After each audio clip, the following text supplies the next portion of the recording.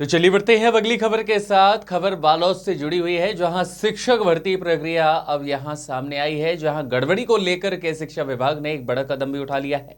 जी हां, मामला यह सामने आने के बाद चयन सूची को निरस्त कर दिया गया है। वहीं हाल ही में पदभार ग्रहण करने वाले डीईओ मधुलिका तिवारी ने खुद पर लगाए आरोपों को पूरी तरह से निराधार बताया। बालोद जिले में स्वामी आत्मानंद उत्कृष्ट अंग्रेजी माध्यम विद्यालयों में हाल ही में शिक्षकों की भर्ती की गई थी, लेकिन भर्ती प्रक्रिया में अनियमितताओं की शिकायतें सामने आई। मामला संज्ञान में आने के बाद जांच शुरू की गई और शासन स्तर पर कार्रवाई के निर्देश भी जारी हुए।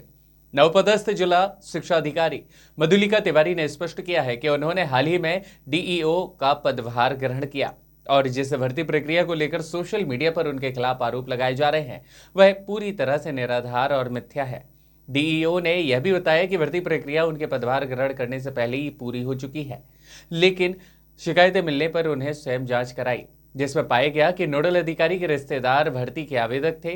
वहीं ऐसी स्थिति में नोडल अधिकारी का चयन समिति में शामिल होना नियम विरुद्ध है, इसलिए इस आधार पर चयन सूची को निरस्त कर दिया गया है और संबंधित अधिकारी का तबादला भी किया गया।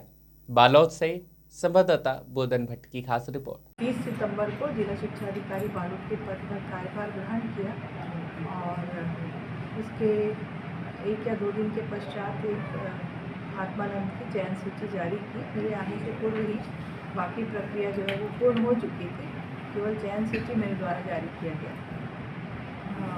ये जो चयन सूची है इसका अवलोकन करने पर यह दिखाई दिया कि इसमें पूरी प्रक्रिया को सम्मिलित किया गया है।